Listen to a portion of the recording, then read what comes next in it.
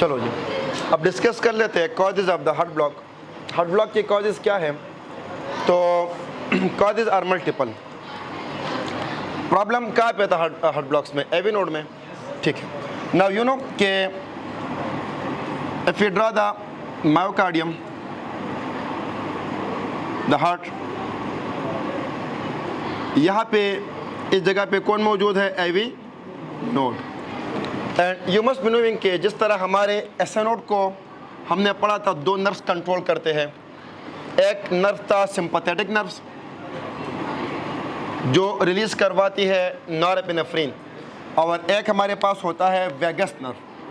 Vagus nerve as cranial nerve number 10, और cranial nerve number 10 जो है इट इज वेगस, और ये क्या रिलीज करवाती है? Acetyl choline. और इस वेगस से जब एसिटाइल कोलिन रिलीज होता है तो उसके लिए यहाँ पे कौन सी रिसेप्टर्स होते हैं? Muscarinic M2, muscarinic. और इनका काम क्या होता है? हमेशा इनहिबिशन, जी इनहिबिटरी। ठीक यही सीक्वेंस हमारी एवी नोड के पास भी है। अगर मैं एवी नोड को बाहर निकालूं, if I take out the AV node,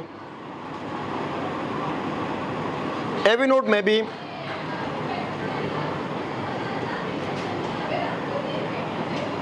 यहाँ पे we have the vagus nerve, cranial nerve number 10, vagus.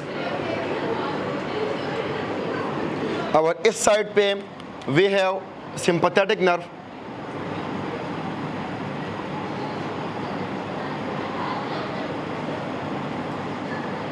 Sympathetic nerves क्या रिलीज करते हैं? नॉरएपिनेफ्रिन। और वेगस क्या रिलीज करते हैं? Vagus will be releasing acetylcholine, ACH।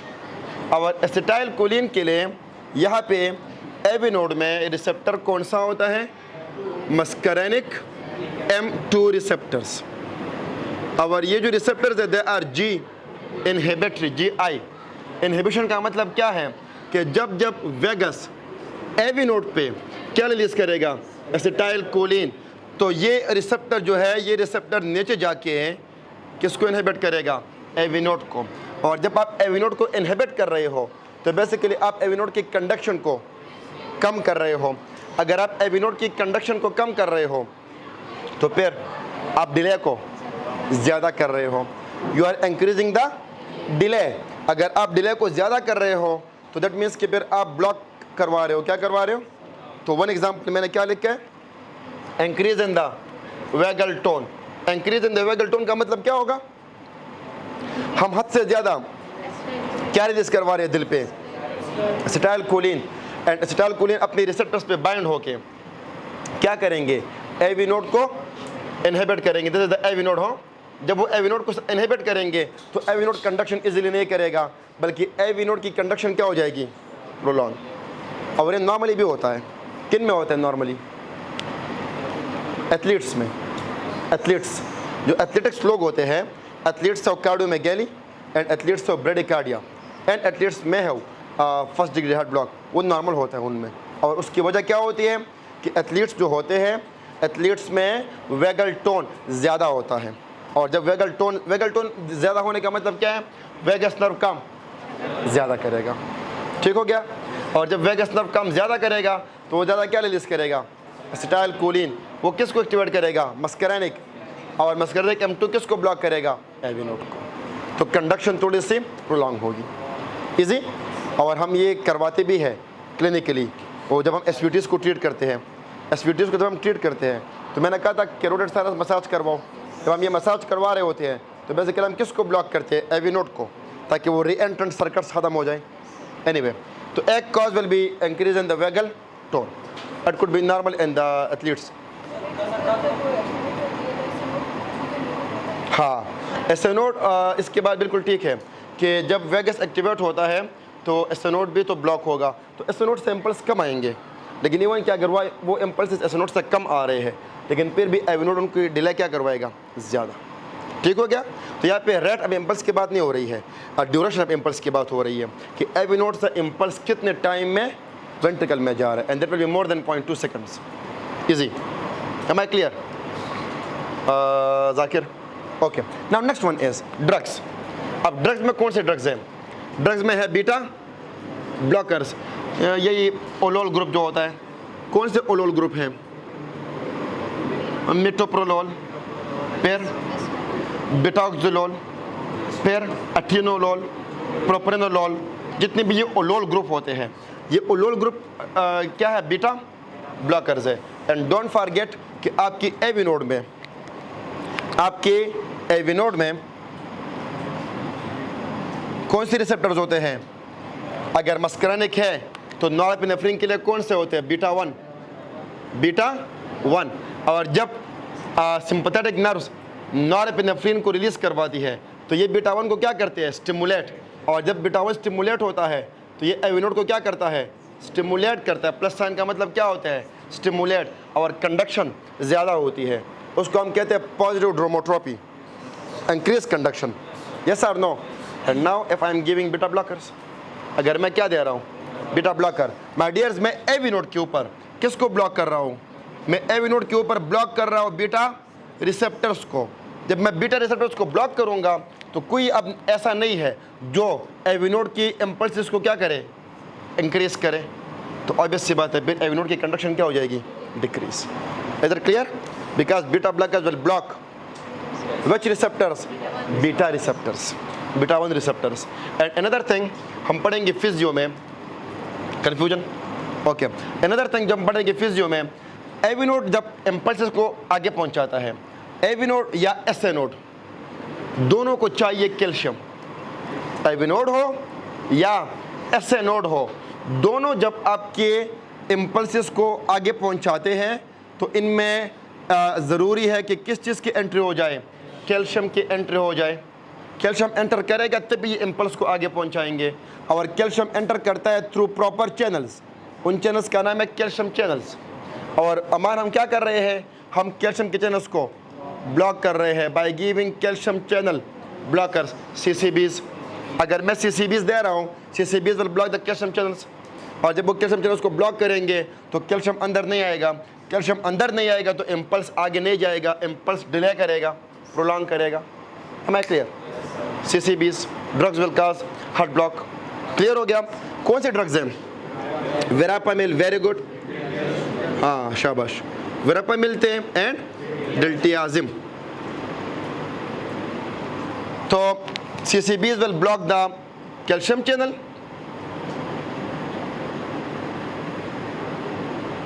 and it will block the beta receptors.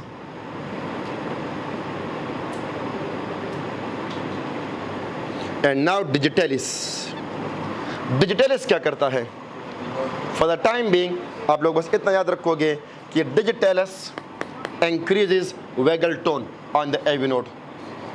Digitalis क्या करता है? It increases vagal tone on AV node. Now Ruhollah, अगर AV node पे vagal tone increase हो रहा है तो वो क्या ज़्यादा रिलीज करेगा? और एसिटाइलकोलिन AV node को क्या करेगा? ब्लॉक करेगा। ठीक हो गया? Then coming to some inflammatory conditions. Inflammatory condition में मायोकार्डाइटिस, जाहिर बात है जब इन्फ्लेमेशन हो तो फिर नॉर्मल फंक्शन नहीं होता, तो AV node काम प्रॉपर्ली करेगा नहीं।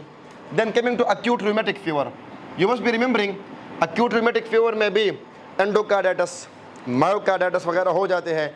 अगर वो AV node को इन्वॉल्व करे तो AV node को वो क्या करेंगे? काम करने नहीं देंगे। AV node प्रॉपर्ली इम्पल्सेस को नीचे कंडक्ट। इफ़ यू रिमेंबर, मैंने पढ़ाया भी आप लोगों को जॉन्स क्राइटेरिया में, मानर क्राइटेरिया में मैंने लिखवाया था increase PR interval, heart block होता है एक्यूट रूमेटिक फीवर में। फिर उसके बाद next one is ankylosing spondylitis, ankylosing spondylitis. ये कंडीशन है, हम पढ़ेंगे इंशाल्लाह रूमेटोलॉजी में। ये बेसिकली इन्फ्लेमेटरी कंडीशन है, वर्टिब्रास इसमें इन्वॉल्व होते हैं, वर्टिब्रास का दर्द होता है। लेकिन इस कंडीशन में आयोटिक प्रॉब्लम्स भी होते हैं और इस कंडीशन में कनेक्टिव टिश्यू डिपॉजिट हो जाते हैं AV node में और AV node प्रॉपर्ली इम्पल्सेस को कंडक्ट नहीं करता। और इससे मेनली जो होता है ना वो 3rd डिग्री हार्ट ब्लॉक होता है। कौन सा वाला? 3rd degree heart block. Then infections, there are very very important infection जो आपके पेपर में पूछते हैं, वो they love to ask about those infections. One is Lyme disease. Lyme disease.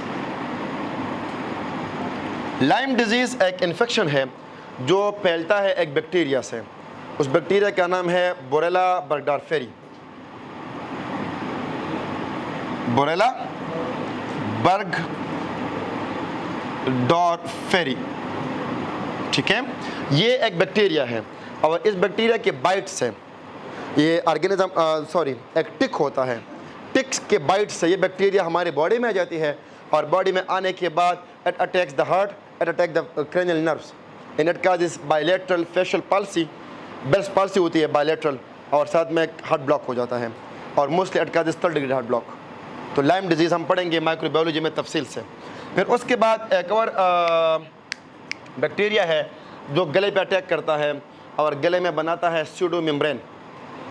Diphtheria, corynebacterium diphtheria.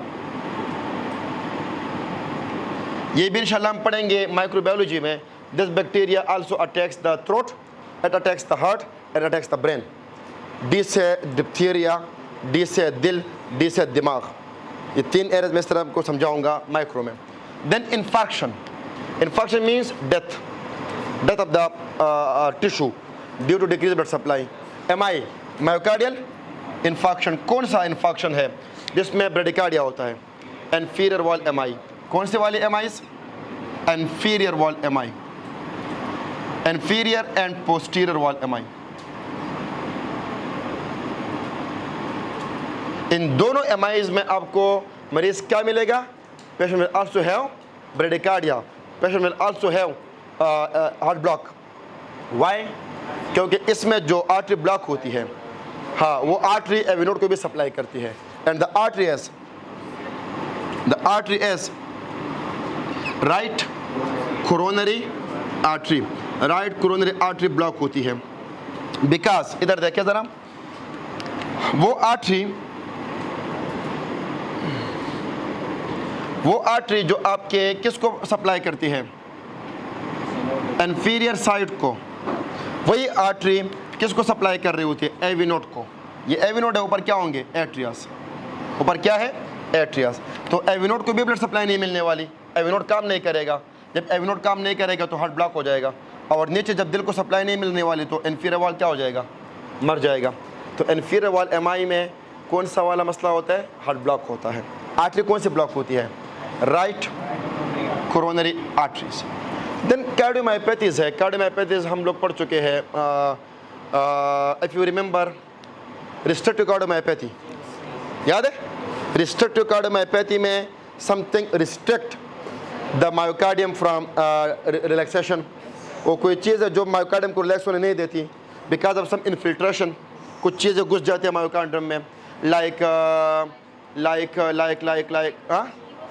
Like haemochromatosis, like सार्काइडोसिस. याद है कुछ इस तरह? सार्काइडोसिस, हीमोक्रोमेटोसिस, इसके अलावा माइलोइडोसिस, इफ़ यू गाइस रिमेंबर. तो उन सब कंडीशन में दिल में क्या हो जाते हैं?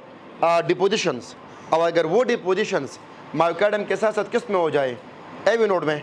एवी नोड में क्या डिपॉजिट हो रहे हैं? एवी नोड में डिपॉजिट हो रहे हैं एबनॉर्मल चीज़ें. वो एवी नोड की कंडीशन को क्या करेंगे? ख़राब करेंगे. तो कार्डियोमायोपैथीज में for example if I can write restrictive cardiomyopathy.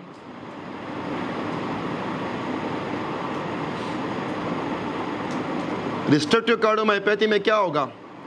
There is infiltration. Infiltration means कि दिल में कोई ऐसी चीज़ एंटर कर रही है जो होनी नहीं चाहिए वहाँ पे. लाइक आयरन जा रहा है दिल में, हीमोक्रोमेटोसिस.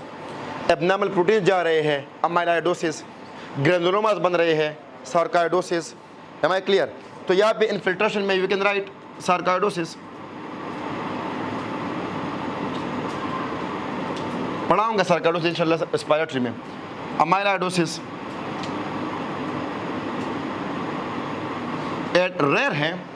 रेयर है TB. TB can infiltrate. And then the next one is ageing with old age. जैसे जैसे हम बूढ़े होते जाते हैं तो एवी नोड क्या हो जाता है, एवी नोड हो जाता है degenerate. With ageing there is degenerative changes in the AV node. और मुझे बताओ, अगर एवी नोड डीजेनरेट हो रहा है तो क्या वो इम्पल्स को कंडक्ट करेगा? नहीं करेगा।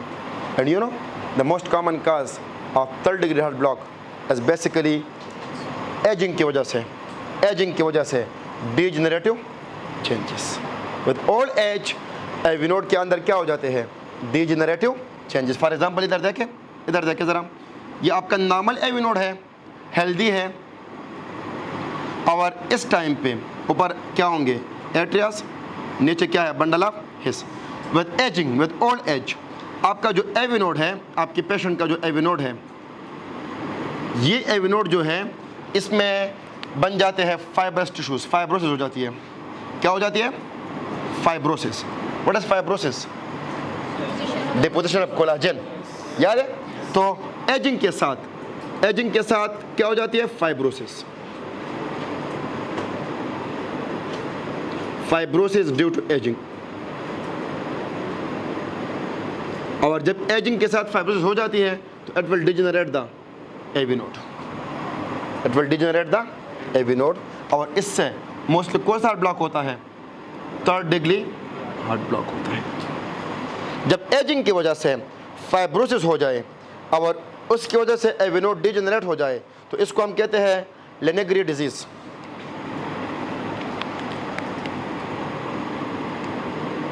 लेनेग्री डिजीज। मे भी प्रोनाउंसिएशन कोई और हो, लेकिन मैं लेनेग्री कह रहा हूँ। लेनेग्री डिजीज में क्या हो जाता है? Fibrosis due to ageing which will result in, and it will result in third degree heart block. तो these are the causes of the heart blocks. अब हार्ट ब्लॉक में सारा मसला किधर रोटेट कर रहा था? In the AV node. या तो एवी नोड में इन्फेक्शन है, या इन्फार्क्शन है, इन्फीरियर एम आई, या इन्फ्लेमेशन है, या ड्रग्स है, और इंक्रीज वेगल टोन है, या डीजेनरेटिव चेंजेस है। आसान अल्फाज में, अगर फिक्स प्रोलॉन्गेशन है लेकिन हर एक इम्पल्स से जा रहा है तो फर्स्ट डिग्री हार्ट ब्लॉक है। प्रोलॉन्ग है, फिर स्किप है, second degree heart block type 1, mobitz type 1, और नॉर्मल स्किप है, mobitz type 2, and no rhythm between P wave and QRS, third degree heart block. And causes are these. How will we treat? अच्छा, clinical features क्या होंगे? Usually जो आपके पास जो first degree वाले होते हैं एंड मोबेट्स टाइप 1 वाले, मोबेट्स टाइप 1 वाले, मोबेट्स 1, अमूमन दे remains asymptomatic.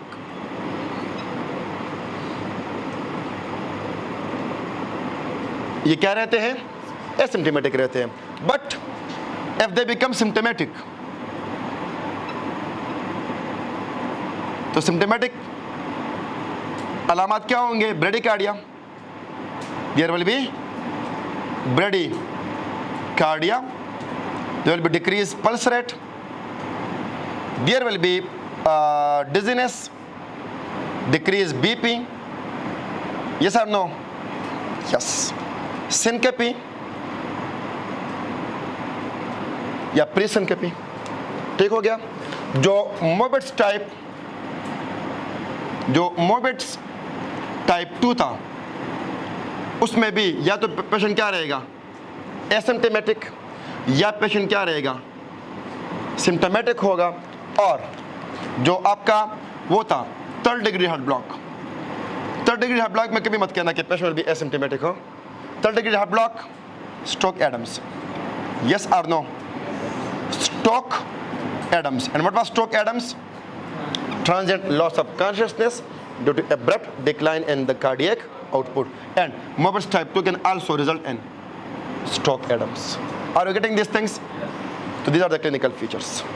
And also third degree heart block में heart failure भी होगा।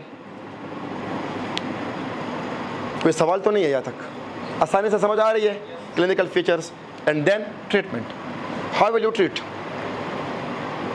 First degree heart block, Usman, अगर आपका मरीज एसिम्प्टोमेटिक है, if the patient is asymptomatic, तो then no need to treat. लेकिन अगर आपका मरीज सिम्टोमेटिक है, अगर आपका मरीज सिम्टोमेटिक है तो फिर क्या करेंगे जी? The drug of choice is atropine. आप क्या दोगे? Why atropine? Because atropine will block the release of acetylcholine, it will block the muscarinic receptors, तो एविनोड सप्रेस नहीं होगा। Injection atropine, injection atropine. And then second degree heart block की अगर हम बात करें तो उसमें दो थे, mobitz type 1 and mobitz type 2। जो मोबिट्स टाइप 1 है उसमें if the patient is asymptomatic, अगर कोई अलामत नहीं है तो फिर नो नीड टू ट्रीट। लेकिन अगर मरीज सिम्टोमेटिक है तो फिर इंजेक्शन एट्रोपिन। और जो मोबिट्स टाइप 2 है और थर्ड डिग्री ब्लॉक है, इन दोनों के लिए एक ही ट्रीटमेंट है, pacing, pacemaker, pacemaker. Don't say TPM, हाँ, सिंपली से पेसमेकर। शुरू से हम टेम्परेरी लगा लेंगे, फिर परमानेंट लगाएंगे, पेसिंग होगी, परमानेंट पेसिंग। इनको पेसमेकर लगाएंगे और वही पेसमेकर फिर दिल की रिदम को क्या करेगा? कंट्रोल करेगा। Is it clear? It's all about the heart block.